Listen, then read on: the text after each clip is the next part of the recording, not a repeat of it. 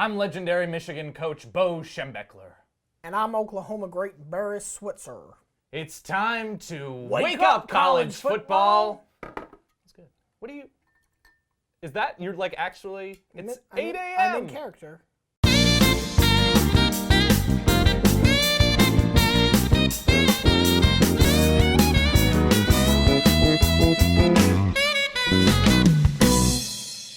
Week 10 is over. We have a lot to talk about. Welcome to Wake Up College Football. That is Ryan Nanny and Barry Switzer. My name is Dan.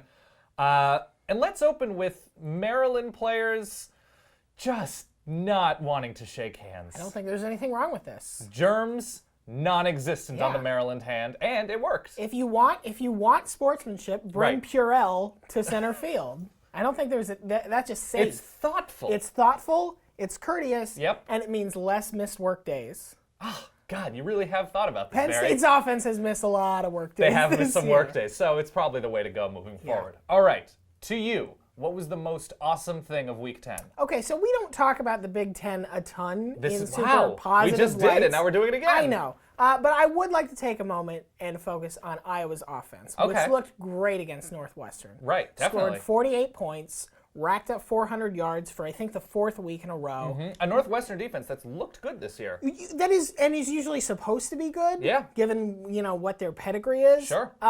Iowa now controls its own destiny in the division. Mm-hmm. If they win out, they will appear in the Big Ten championship We shouldn't game. get into what Iowa's destiny actually is. I mean, yeah, this is more of a, I will admit I am sort of throwing our Iowa fans Sure, a but little bit of a bone here. No, but it is awesome that they Yeah. were able to do something with such vigor and offense. I don't know. Nobody I said like Iowa this. and vigor in the same sentence in a while. But Bo Schembechler. it's good because this is an Iowa offense that it's so easy to make fun of most of the Yes. time and say, hey, they won 12-6. But the fact that they can go out there and roll up some points Definitely. gives you a little bit of confidence that they are a team to be Big Ten reckoned with. Absolutely. At this point, Yeah. absolutely. If you can put points and yards on the board, you are a dangerous contender in the Big Ten. I'm going to go with a team and a situation player that really has shown itself consistently to look like what Iowa did yesterday. Right. Iowa level.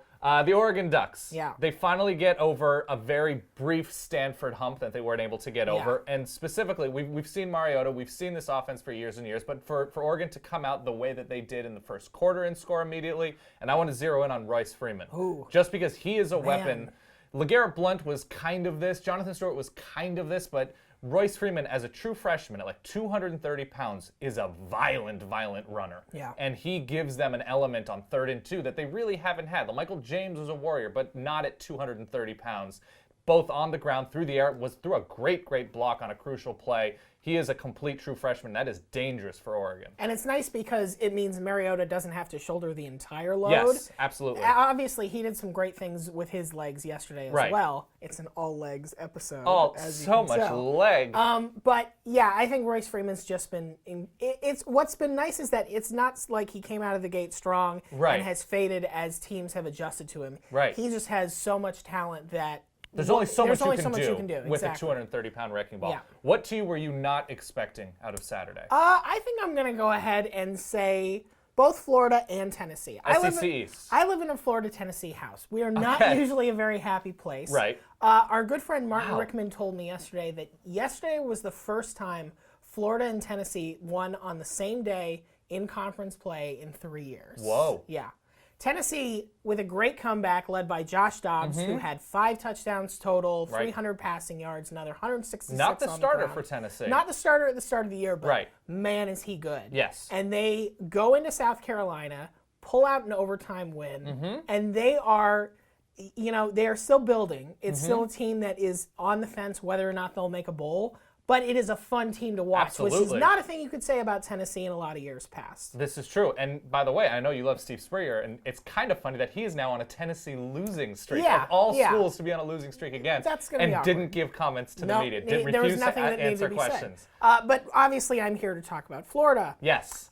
418 passing yards, rushing yards. Rushing I'm sorry, yards. rushing yards. Easy to screw that up. Yeah. How many passes did they throw? 6. Team? 6. 20? 6. 6. beat Georgia by 18, Right. and it wasn't even that close. The presumed runaway SEC East winner leader. Just stomped him. Yes, they and did. I will fully admit I didn't see that coming Absolutely in a million not. years. Nobody did. But they took not passing. It's hard to throw interceptions. It's a very turns fair out. way of looking at offense. But Georgia's defense just didn't adjust to the fact that No. they were only doing one thing. 2 backs for Florida, Yeah. both at around 200 yards, Yeah. like 8 or 9 yards per carry. One just of the weirdest dominant. fake field goals I've ever seen. Yeah, that was strange. But it worked. Yep.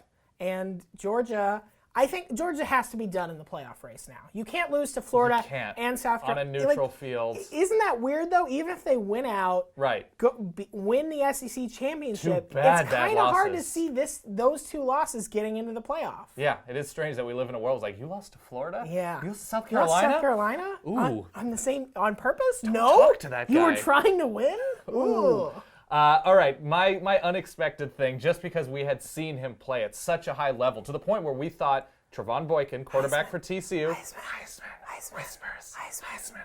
goes 12 of 30 in Morgantown, a tough, loud, raucous place Yeah. to play in cold weather. Yeah. But he was really underwhelming. He Yeah. looked like the former Trevon Boykin, not the current Trevon Boykin. Terrible pass completion percentage. Really did not get into a rhythm at all at any point to this game. TCU as a whole, they win the turnover battle 5-2, was it? Yeah. And they still need a last-second field goal to win by 8 points. And a lot of those turnovers gave them great field position that Yep. they just didn't do anything with, which was, I think, it's one thing when your defense gets a turnover and you're starting at your own 30. Right. It's another when you're inside the other team's 45 and you This get is no true. points. Right. Like they have a big game against It's- Kansas State coming up at home. Kansas State is not a defense to be trifled with. No, absolutely not. They don't make mistakes. And I don't know if you can turn in 2 duds like Right. that and get away with it. And I will credit West Virginia because their defense Yeah. has looked very, very good Very this strong, season. yeah. And they did a fantastic job. Just TCU dropping 82 the week before gives us the illusion that they would be Sure. able to get into more of a rhythm. On the positive side, this is almost the same House of Horrors that caused Baylor its first loss of the Yeah. year. And And every TCU really good stood team up to does it. go through something TCU like stood this. up to it. It's good that at least TCU could lean on its defense, lean on its running game Mm-hmm. Yep. late to kind of get things going, and they did enough to win. It is starting to become a question of, is the Big 12 going to get a team into Right. the It's playoff? true. And it's right on the edge right now. I think Yeah. maybe, probably. I think almost But- assuredly, but somebody needs to But really prove it's themselves not in hard. November. It's not hard to see the road where it doesn't happen. True. Not True. hard at all. Very true. Okay, to you, what means the most from week 10? So, Ole Miss loses to Auburn at home. Yeah. Heartbreaking how it Unbelievably happened. Laquan heartbreaking, Treadwell breaks his leg near the end of the game, about to score a touchdown. That turns into a Just fumble. this much more, yeah. Just a terrible year for injuries generally. I mean, Connor Halliday broke his leg yesterday Yep. as well. He's out for the season in a loss to USC. Yep. But that aside, it was very weird to see Ole Miss's defense be its Achilles heel. That's true. Because the offense played pretty well. Bo Wallace moved the ball well, didn't Absolutely. make a lot of bad decisions, ran the ball really He well. ran it. The running game was pretty good at times. Screen game to running backs. They were spreading the ball around really well. But this Ole Miss defense had allowed 8 touchdowns Mm-hmm. all year entering this game, and they gave up 5 to Auburn at right. home. And their starters, I don't think, ever gave up more than 1 in a game. Yeah, I think It was that's something right. like that, I think yeah. that's right. And I don't know. They gave up so many yards on the ground. And granted, Auburn has some great playmakers. It's the best. Sammy It's Coates the best offense they made played, some yeah. amazing catches in Yes. this game. But it is kind of a worry going forward. Yeah. That said, Auburn, their defense still. I mean, you let Bo It's- Wallace, who looked terrible against LSU, Yep.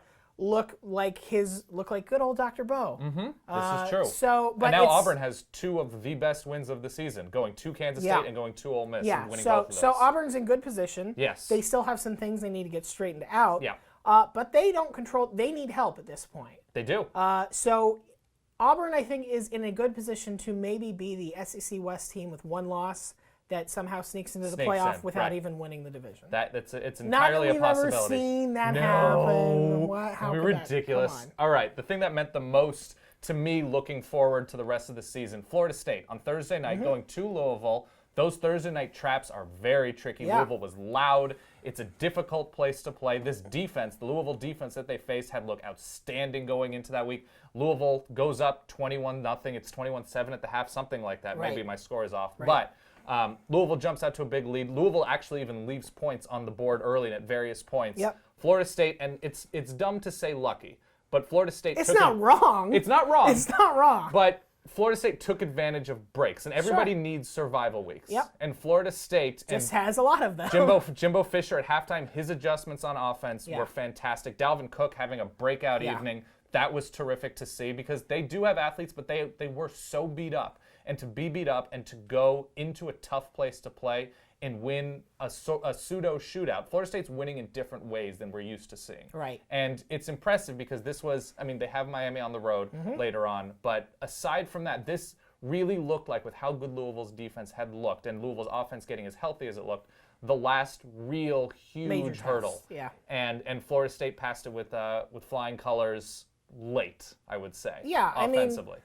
I think Florida State fans are maybe at the place where they're willing to admit this doesn't look like the cleared number one team. Right. Or at least we can argue it. But in the end, that doesn't matter. Yeah. They're undefeated. And when healthy, they're very, very good. They're undefeated. They're winning.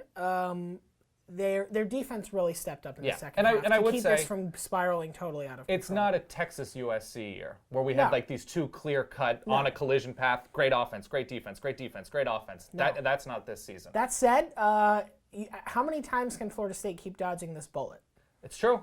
It's sort of worrisome The because NC State, yeah, it's tough because one day they're not going to get those breaks. and they're against good but not great teams. Right.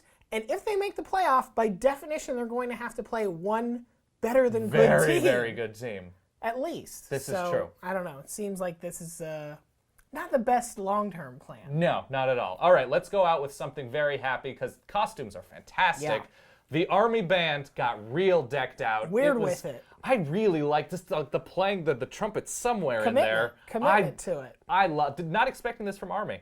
I'll be honest. I'm happy to see it. I mean, they're not too focused on winning football games. That's also true. They have a lot of time. Spend time on your costume if you're not going to win. That's an excellent point. This has been Wake Up College Football. That's Ryan. My name is Dan. Have a great week.